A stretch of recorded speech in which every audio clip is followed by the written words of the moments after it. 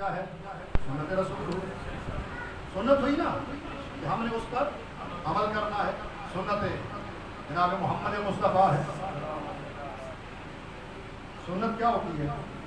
سنت کا معنی ہے یعنی رسول خدا نے جو کہا اس پہ عمل کرنا، رسول خدا نے جو کیا اس پہ عمل کرنا، یا ایک عمل رسول خدا کے سامنے ہوتا رہا اس پہ پیغمبر نے خاموشی اختیار کی. پھر تقریر معصوم کہتے ہیں.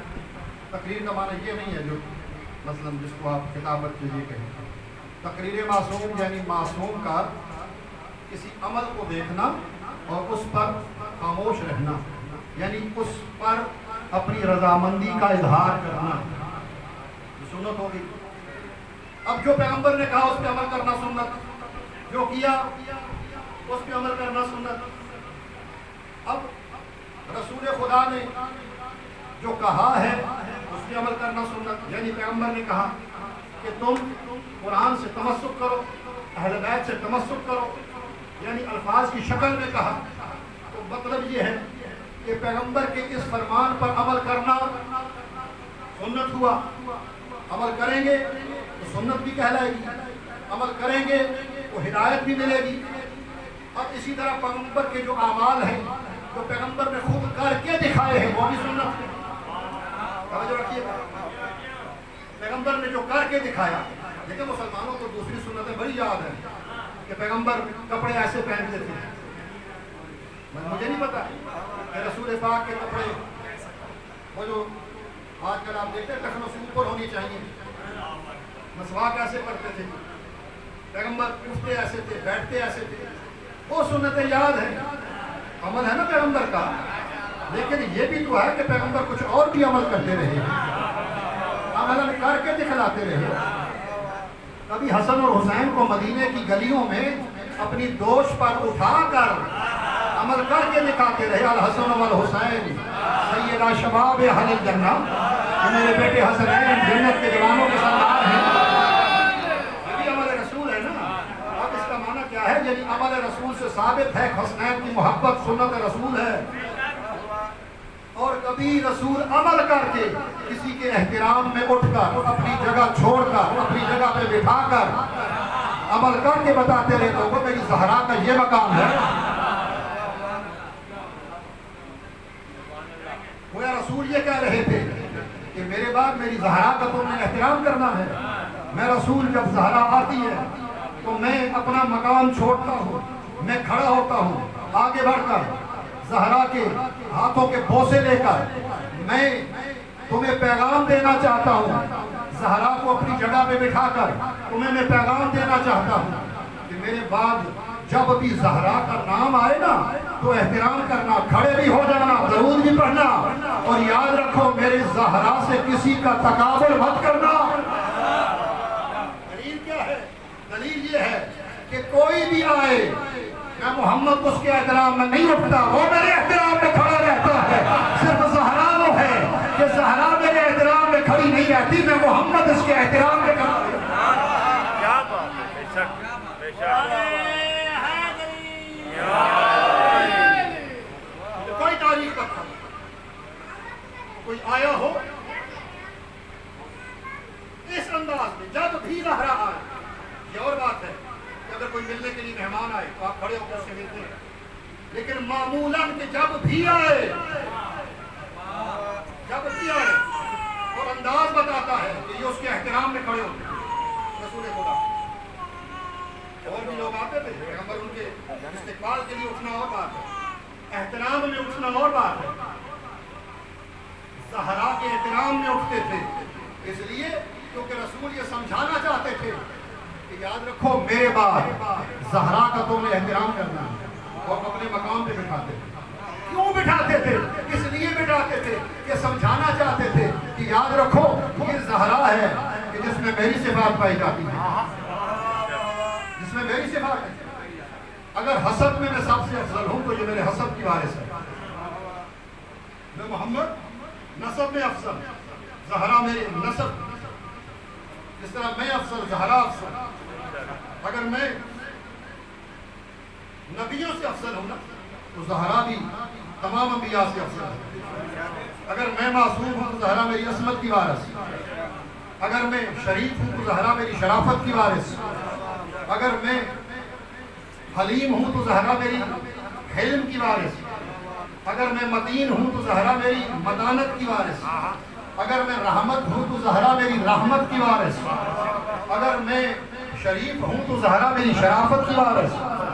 جو میرے اوصاف ہے وہ اس میں ہے۔ اگر میں محمد نبی ہوں تو میں نے یہ بھی کہہ دیا ہے کہ الفاطمہ تو بضعۃ منی، فاطمہ میرا ٹکڑا ہے۔ اگر میں شریف ہوں تو زہرا میری شرافت کا ٹکڑا، اگر فاطمہ میرا حصہ ہے، اگر میں متین ہوں تو زہرا میری متانت کا ٹکڑا، اگر میں حلیم ہوں تو زہرا میرے حلم کا حصہ، اگر میں نبی ہوں تو زہرا میری نبوت کا حصہ، اگر میں رسول ہوں تو زہرا میری رسالت کا حصہ۔ اب اپنے مقام پہ بٹھا کر جملہ سنیے گا، اپنے مقام پہ بٹھا کر زہرا کو میرے رسول یہ پیغام دینا چاہ رہے تھے کہ یاد رکھو یہ وہ بی بی ہے، یہ وہ عام بی بی نہیں، یہ وہ بی بی ہے جو میری صفات رکھتی ہے، اور میرے مقام پر وہی آ سکتا ہے جس میں میں محمد کی صفات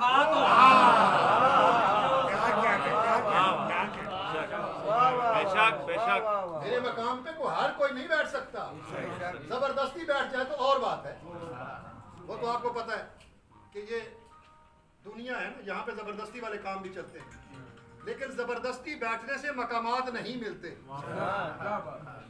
ایک اور جملہ ذہن میں آ گیا، زبردستی کہیں کسی کے پاس بیٹھنے سے یا سو جانے سے مقامات نہیں ملتے۔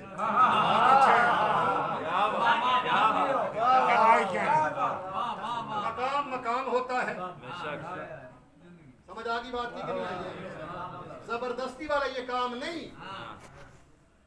زبردستی سے کسی کے پاس ہونے سے ساری زندگی ساتھ رہو۔ شیطان کی بات کرو، ابلیس کی بڑی عبادت کی نا۔ اب جب اللہ کہہ رہا تھا سجدہ کرو تو کن کے ساتھ تھا؟ بھائی ملائکہ کے ساتھ تھا نہیں؟ سب ملائکہ کے ساتھ ہی تو بیٹھا تھا، معلم بنا بیٹھا تھا، بڑا عبادت گزار تھا۔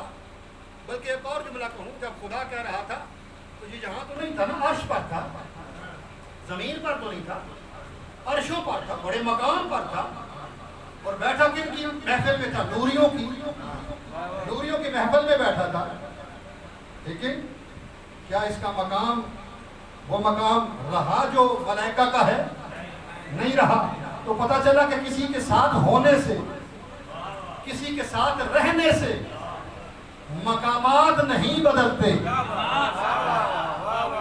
مقامات بدلتے کردار سے، سیرت سے۔ اگر کوئی کسی کے ساتھ ہے اور اس نے اگر اللہ کی اطاعت کی ہے تو اس کا مقام بدل جائے گا اور اس کا مقام بلند ہوتا چلا جائے گا، اور اگر اس نے اطاعت نہیں کی، نوریوں کی محفل میں بیٹھا ہوا ہے لیکن خدا اس کو لعنتی بھی کہہ رہا ہے، قیامت تک کے لیے مردود بھی کہہ رہا ہے۔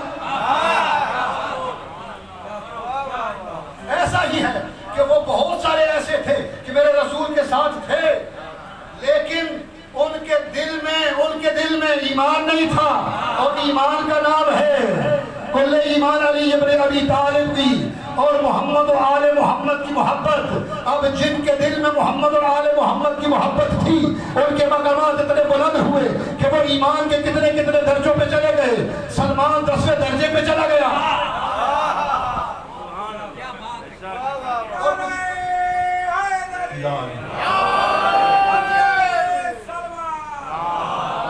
کچھ ایسے تھے کہ جو ساتھ رہے لیکن ان کے دل میں بغض علی تھا، تو بس ساتھ تھے لیکن ان کے مقامات نہیں بدلے بلکہ لعنتی اور مردود رہے، یہاں تک کہ اللہ سے علی کی دشمنی میں عذاب واقع نازل ہونے کو طلب کیا، عذاب واقع کو طلب کیا، باوجود اس کے کہ میری مصطفیٰ جیسی ہستی، رحمت للعالمین ہستی موجود تھی، لیکن پھر بھی اس کا مقام نہیں بدلا۔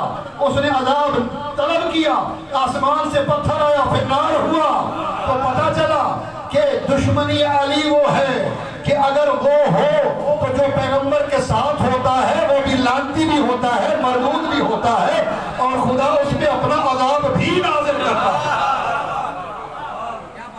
نعرہ تکبیر، نعرہ رسالت، نعرہ حیدری، حیدری، بلندتر صلوات۔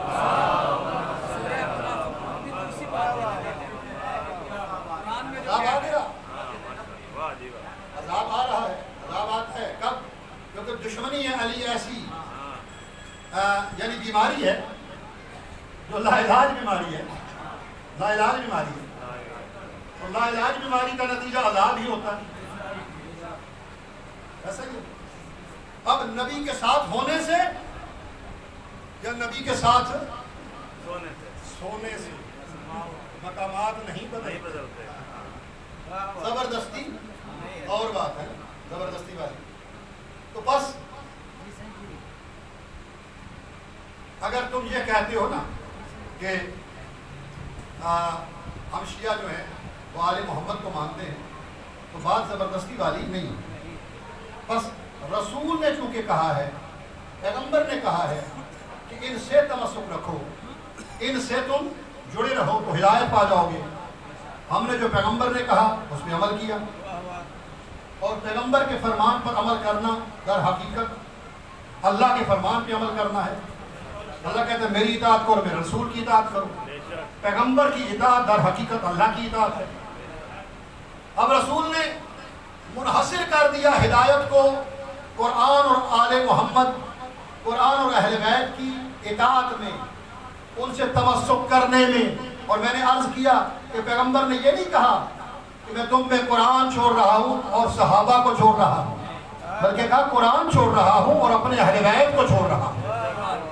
تو پتہ چلا کہ قیامت تک کے لیے چاہے صحابہ ہوں، چاہے میں نے عرض کیا نا کہ پہلے مخاطب صحابہ تھے، چاہے صحابہ ہوں اور پھر قیامت تک آنے والا مخاطب رسول کا جو بھی ہو، اس کے لیے پیغمبر یہ کہہ رہے ہیں کہ اگر تم گمراہی سے بچنا چاہتے ہو اور اگر تم ہدایت چاہتے ہو تو پھر تمہیں میرے صحابہ سے نہیں، کسی اور کتاب سے نہیں، بلکہ کتاب بھی خاص ہے اور کچھ ہستیاں بھی خاص ہیں۔ کتاب بھی عام نہیں، یہ بھی عام نہیں، بس پھر نہ تمہیں کسی اور کتاب سے تمسک کی ضرورت ہے، نہ کسی اور میرے صحابی ہی کیوں نہ ہو ان سے تمسک کی ضرورت ہے۔ اگر ہدایت چاہتے ہو تو وہ خاص کیا ہے؟ وہ خاص یا اللہ کی کتاب قرآن ہے یا میرے اہل بیت ہے۔ ان سے تمسک کرو تو ہدایت پاؤ۔ اب رسول کی سنتیں باقی ساری یاد ہیں، توجہ، بس آخری جملے فضائل کی ساری سنتیں یاد نہیں، لیکن پیغمبر آتے ہیں، جناب زہرا آتی ہیں تو رسول خدا